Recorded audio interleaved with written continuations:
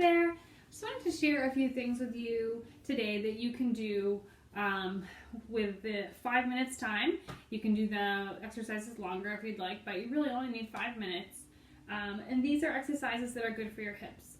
So if you find yourself sitting down on your couch a lot, kind of curled up in a ball, legs up to your chest, things like that, these are going to be good exercises that are going to open up the hip flexors and keep them nice and loose and stretchy.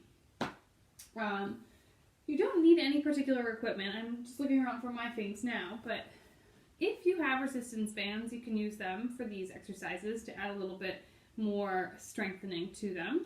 I have 3 different sizes, or 3 different strengths. This one's the stretchiest, least resistance, and then a little bit more,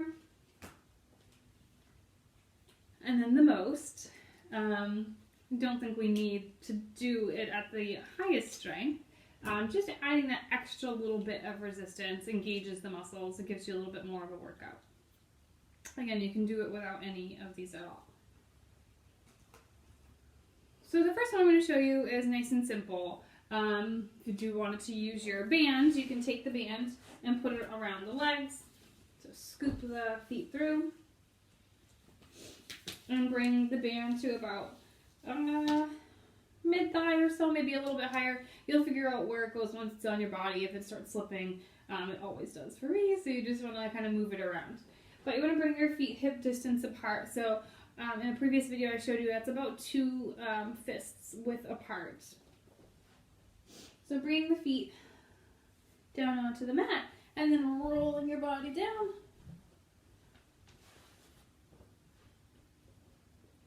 And then just checking that the feet are in alignment with your sit bones, in line with your hips.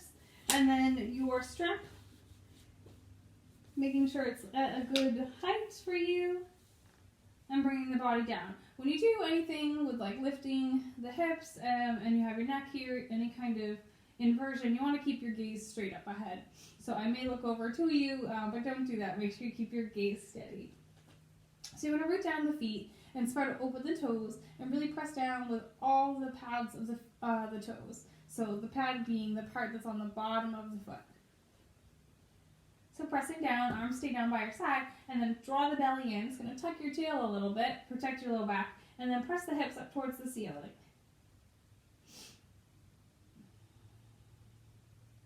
You can hold this for a few seconds and then bring your body back down and do maybe 10 or so, 3 sets of 10, with a little bit of a rest in between. So right now, while I'm here, my legs are energetic, my feet are pressing into the earth, and my thighs are pressing out slightly onto the band. You get a nice incline or decline of the body here, and then you just lower yourself back down. Again, so you do 10 of these, so we'll just do a couple, pressing up, making sure the knees are staying straight forward, they're not wobbling back and forth, really strengthening in the legs, pressing into that band, keeping that resistance the whole time, and then coming back down. And then another. And down. And lift. And release. And I'll do one more. And lower. So then you can take a break, roll around a little bit, just a few moments, and then do another set. So you want to do another set of 5 here. So, or whichever number you've chosen, 5, 10, 15.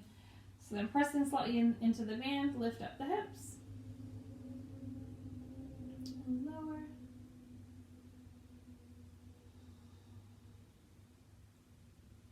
And making sure you're breathing. You don't want to be holding your breath. Your muscles obviously need that oxygen to do the work.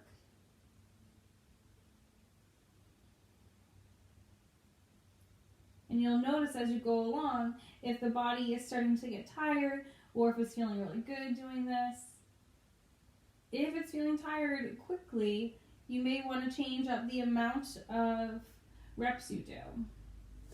So we're just doing an easy 5 right now. If 5 is too difficult, you would definitely want to take off the band.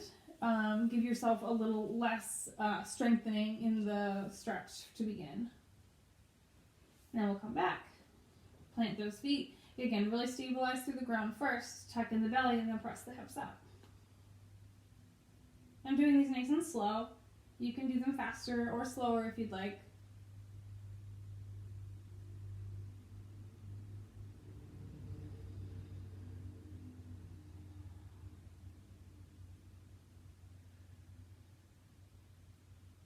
And I'm just going to hold on this one for a moment. So you can see you get that nice incline of the body, really opening up of the hips here. So nice long stretch extension on the front side of the body. If you were doing yoga, you could stay here and hold. You can stay here and hold anyways, but you could also bring a bind underneath and open up the heart a little bit more. I'm just going to release and come down because our focus is just on the hips, not really on the binds and those kinds of things right now. And then just roll it out a little bit. Whenever I do back bends, I like to kind of alternate with twists and things like that to kind of just get different directions of the spine. So maybe after you've done those, you can just take a nice twist, let the knees drop over to one side, opening up the whole side body. My legs are able to come down to the ground, and it's comfortable for me. If it's not comfortable for you, you can add a block underneath here or in between the thighs. Make sure you breathe through all those three sections of the torso, low belly, mid belly, and heart, and then twist to the opposite side. You might feel a nice little cracking down the spine. Feels really good. It's also a sign that you need to get more fluid moving through the spine, so I need to be moving more. And then come back to center. I'm going to sit up. So this we can do without the strap. I suppose you could do it with it to create resistance. I'm just going to come to your seated pose here. So feet together, butterfly or Baddha Konasana. And soles of the feet together and just let the knees come apart. You can do this actively.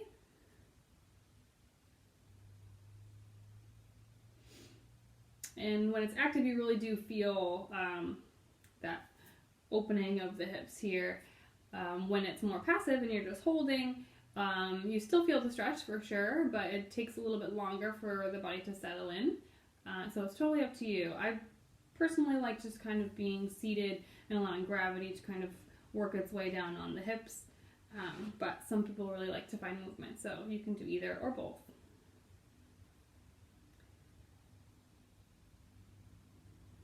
This is another one of those type of poses that we want to hold for maybe 30 seconds or so. Give yourself a little break. So maybe if you're just holding in stillness, then pump the knees a little bit so that you get some activation going through. And then pause and then holding for about another 30 seconds or so. I'm obviously doing this much quicker just as reference for you.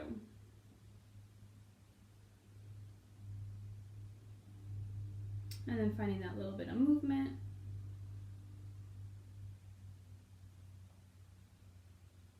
And then pause, holds.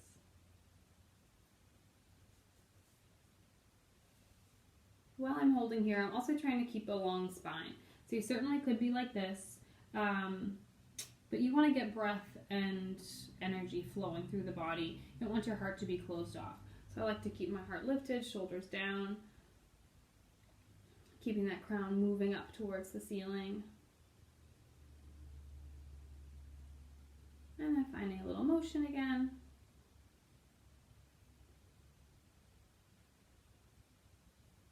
And I, in particular, am not a huge fan of being seated. You might be the same. So usually after any kind of seated pose, I need to just kind of rinse that whole thing out. So for me, I like to come up on the heels and then just rock the knees back and forth. So you get a nice internal rotation of one leg and external of the other, and then it swaps and goes the other way. Just realigns the hips, and you really just want to let that kind of fall in. Does not have to touch the ground. You don't want to force it down at all. The way the legs move is all based upon how your femur sits in your hip bones. All right, so then after that, you're going to come around to all fours. So coming into your table position, this can be done with the strap, if you have one. I find it a little bit cumbersome when I do these, so I don't like using them, but it does add that extra resistance, a little bit more strengthening. So maybe starting off, you could try it without. So coming to all fours, we want to make sure your knees are right under your hips as best as you can, and then wrists right underneath those shoulders. So we're stacking our joints. And you're just going to kick with the leg back and then bend. So I want to try and create a 90-degree angle here.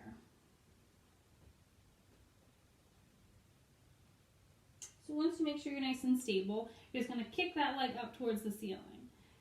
So we want to be really thinking of the action of the hip. So it's extending and stretching. And I'm just going to do about 10 here. And I'm still breathing. Really thinking about pushing that heel up. And then coming down, you can take a moment just to stretch out your wrists. If they hurt from doing that, you can also be on your fists. And I like to alternate between sides. Some people like to do all 3 sets and then move on, but I like to kind of go back and forth, so that's up to you. So same with this side. Just kick the leg out and then bend at the knee. Make sure that you haven't dipped down. We're still drawing in through the belly, the low ribs. A little bit of a press through the shoulders so we're not sinking into our chest. And then again, just kind of pushing up through that heel. Making sure that as you push up, the belly doesn't dip down. So you still want a strong core, active through the glutes and the legs.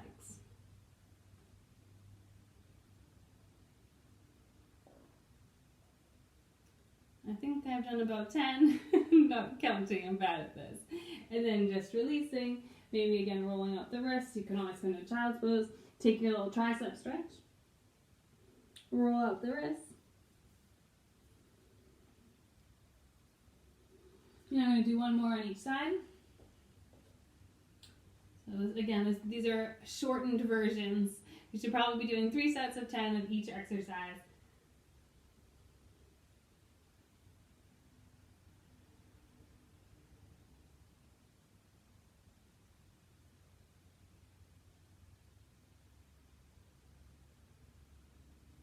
And bring that down, stretch it out, come back to center, opposite side, kick it out. Remember, always checking in with the body before you move on, bending, and then press.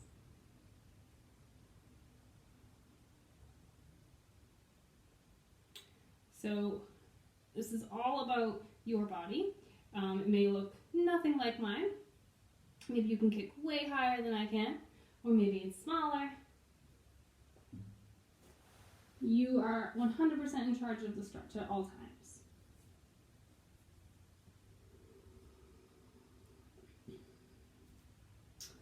Alright, so one more round of things that we're going to do on all fours. And you could alternate these as well. So you can do side to side or a couple on each side and then swap.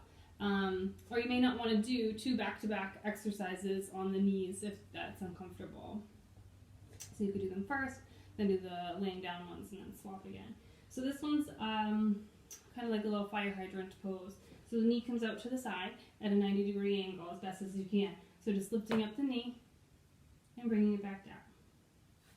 And then up to the side and down. So I'm just going to do 5 for you. And that's it. Come rest, roll it out, do it on the opposite side, come in the center, lift the knee up to the side, and you'll find that your sides are always a little bit different. One's easier than the other, one creaks and cracks a little bit more than the other. When you do your exercises, try and keep your crown shooting forward, not looking side to side like I am. And release. Do 5 more on this side and then the other side.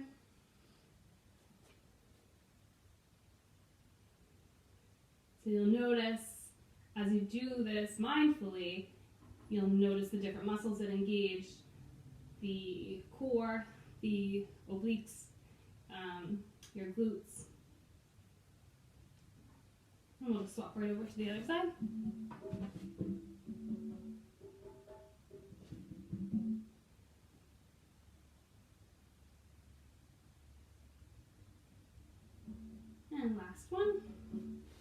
press it back, release the wrists, release the head.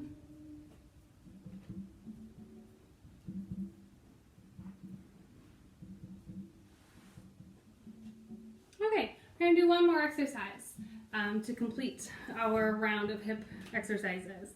This is just a simple lunge. You can do this with a mat, you can use a blanket.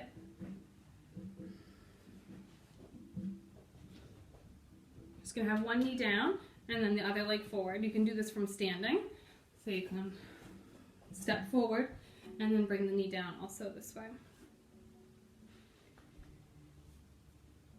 Again, you're in control of the stretch at all times. So my knee is at the moment just slightly behind. I'll show you from the side.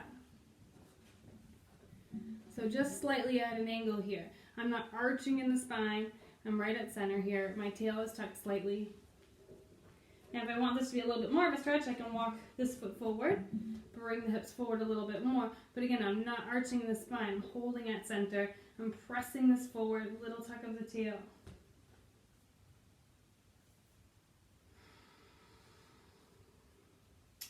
Make sure those hips stay squared also. Heart stays lifting. And your front leg, it's not wobbling all over the place. Maybe it is a little bit. Knee tries as best as you can to stay right over that ankle.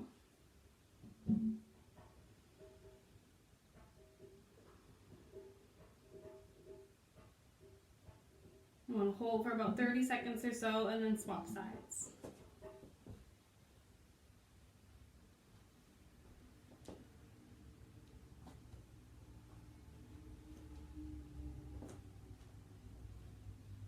Always being careful of that knee that's down on the earth. Want to make sure that you're not right on that kneecap, you're not pulling anything. And then once you found a comfortable space, squaring those hips, making sure that knee is over the ankle, guiding towards that like middle or outside pinky toe, back to center. Opening the shoulders and the heart.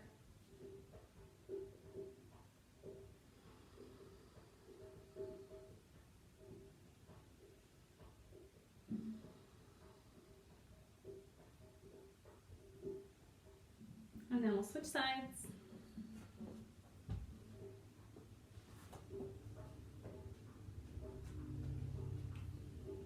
And lift up that back knee, make it a little bit deeper this time if you want. Maybe you're wondering what you should be doing with your arms and everything else. That's totally up to you. I like to kind of have mine either stable on my leg or at my hips so that I know that my hips aren't doing some funky little things. I want to keep them nice in alignment.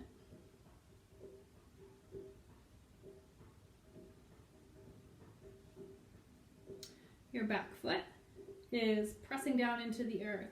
So the tops of the feet really pushing into the earth, keeping you stable, spreading the toes wide.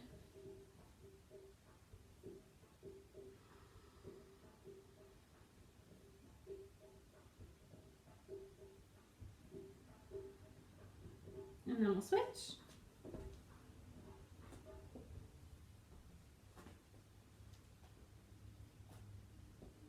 Maybe going a little bit deeper this time if that's comfortable with you. Pressing with that back foot. Make sure the foot's not kind of sickling in either. It's coming straight out from the leg. Focusing on that front leg as well. Knee over the ankle. Maybe we're a little bit lower, staying in that center.